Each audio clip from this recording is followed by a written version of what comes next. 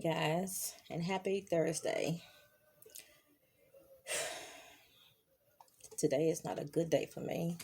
I've been in a bitchy mood a little bit today, and I'm trying to stay out of that mood. I'm trying to stay away from negative people that's putting me into that mood. But look like when I try to get out the mood, they push my buttons and put me right back into that mood, and I have to step away. So the reason why I'm in this kind of funk today, my mom' anniversary is the day of her death, and oh, I'm tired. I feel alone. I miss her a lot. I really do miss her.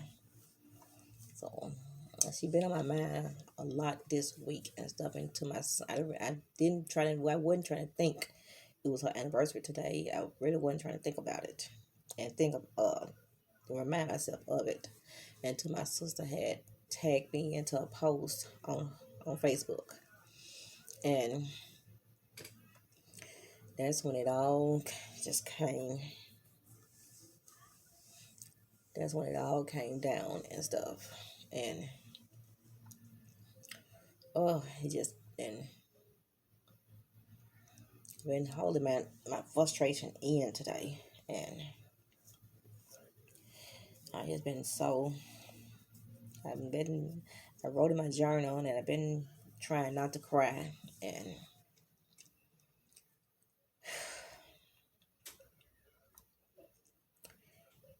if you got your mom, tell her you love her and stuff. And do whatever you can for her. But when she gone, she's gone. My mom been gone for 8 years. And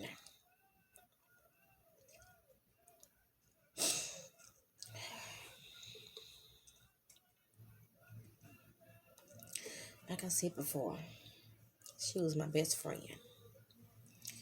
She was she wasn't the perfect mom. She was the best mom.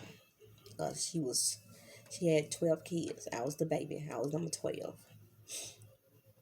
And she dropped out of school to raise us and everything. And she worked in the cotton field. Yes, I had an old school mom. And she was the best mom. That's why I broke my neck in trying to pay the favor and help her whenever she needed, because she did so much for us. And she didn't have to. She took care of us the best way she could. And she was real strict on us, because I'm in Chris's little group thing on Facebook, and some girl had asked us. That's why I'm kind of old fashioned my own self, and I raised my children that way, and that's why they good kids, because I raised them the right way. And so when some girl had asked, hold on, y'all, hold on. Sorry, guys, that was my worst son. And so I was on. This girl had wrote something on Facebook. She said, have anybody ever said the word lie in their family before when they was kids or whatever? And a lot of folks saying, well, they grew up saying the word lie. Well, in my household, my mom was strict, and she did not allow us to say the word. She said that was a bad word. We had to say the word story. So I had put on there, no, I ain't never said that. I tried to say the word one time. My mama smacked me in my mouth. She gave me the backhand smack. See, back then you could whoop your kids and stuff like that. You gonna pop them in your mouth, but and all like that. Now they said it's child abuse and stuff. But back then there wasn't no child abuse. A good old fashioned butt whooping with the switches and stuff and with belts. And well, with anything they can reach their hands on to that back then. But anyway, so I said that my mom taught me how to say the word story, because we couldn't say that in our household. So some stupid girl gonna make fun about that and all like that. So it pissed me off. So I deleted the comment, because there was some more folks on there come back laughing about that, because the word I said story. Yeah, I grew up in that house. I grew up the right way. I didn't grow up. I said that to my mom one time because back then we had this quality stamp book. And from the grocery store, you get these stamps back then, and you had these little booklets, and you put the quality stamps on the booklet and go to the quality stamp place and buy things with that, with the quality stamp books.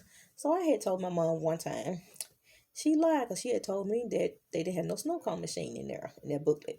So I looked through the booklet in there and I saw it. I was like, Mom, you lied. You told me that they didn't have no snow cone machine. She said, what did you say, Sonya? I said, you lied. My sister stepped back because she knew what was going to happen to me. My mama said, and ever since then, I did not say it. When I got grown, I still was saying story.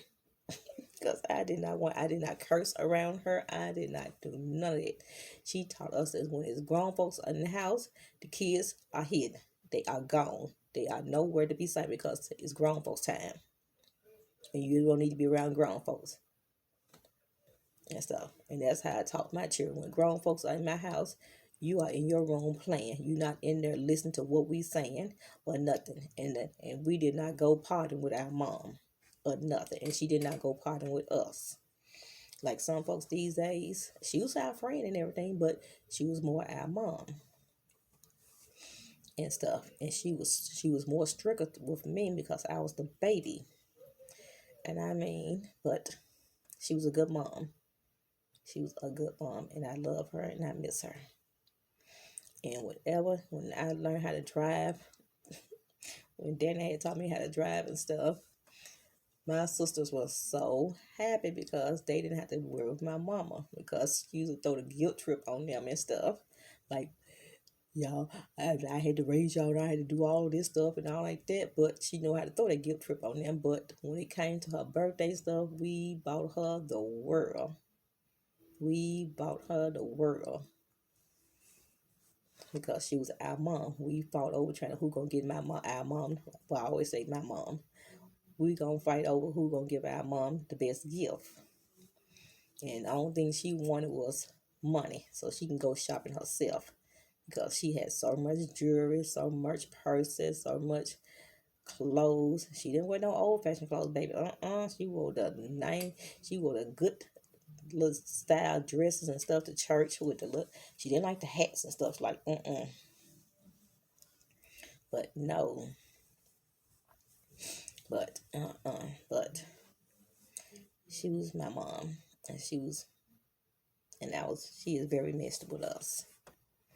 And when she got sick, I moved heaven and earth to help her. I moved heaven and earth.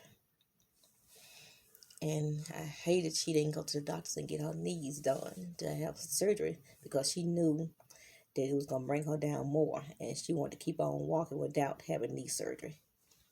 And she had got Alzheimer's.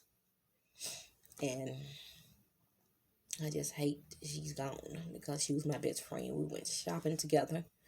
We did everything together. She was just like my protector. Before I got me a car, I used to ride the bus to work and everything. I used to ride 3 buses to get to work and stuff. And she'd be on that telephone with me from 5. That I get up at 5 and I start walking at 5:15 to go up the street to catch that bus. And she'd be on that phone with me because it'd be dark. And then she'd get off the phone with me for a little while, make sure the kids get up, call them and get them up so they can go to school because school right around the corner from my house and stuff. But she was my queen. She was my heart. She was my pride and joy. I worshiped that lady. And I miss her so much because if anything I needed, she was there. If anything she needed, I was there. Before she called anybody else in that house, she would call me and tell me to let anybody call looking for her, tell them where she at. But that's why I made a pact. I made a pact to if anything ever happened to me, I get sick, I was not gonna give up on life. She gave up. She stopped fighting.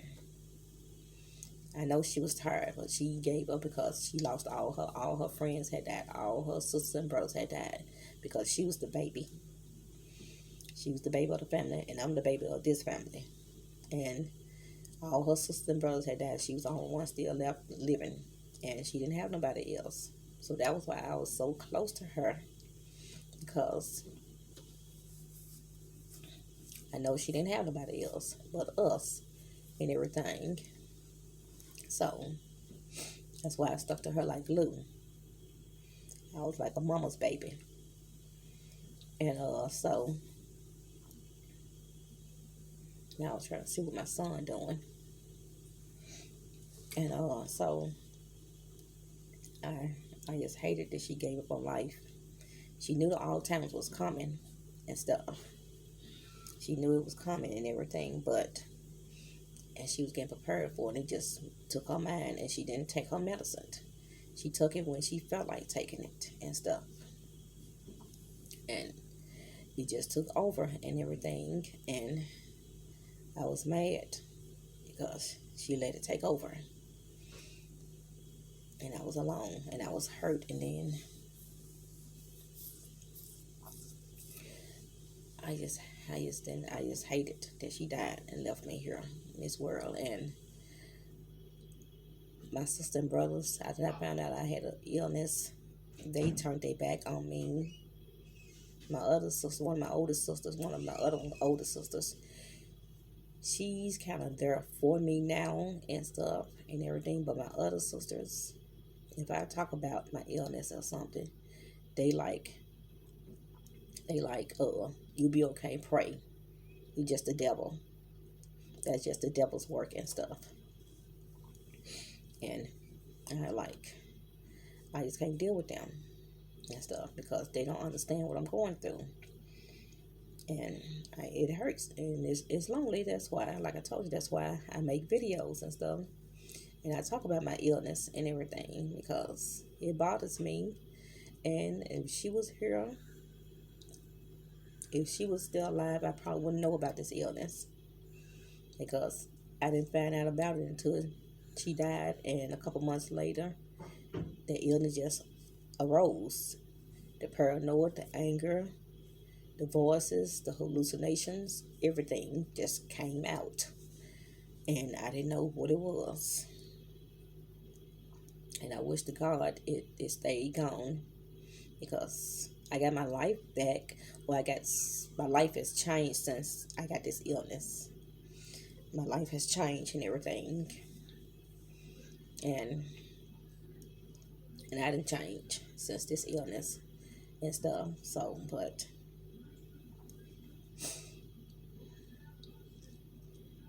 I miss her. I miss my mama. She was my best friend, and she was a very beautiful lady. She was very beautiful and stuff. And I was very spoiled. I was a very spoiled, rotten little girl. And so, but that's all I wanted to talk about today was my mom. I just want to tell her happy anniversary, and I miss her. And I got her on my shoulder right here. You can't see nothing. I got her. It's a heart with some wings, and I got her name in it, and the day she was born and the day she died. On the back of my shoulder, she's my angel. And I know I'll see her one day, but not now. Not now. Yep. But I'll talk to you guys later. I just wanted to tell my mom happy anniversary, and I miss her and I love her. Bye.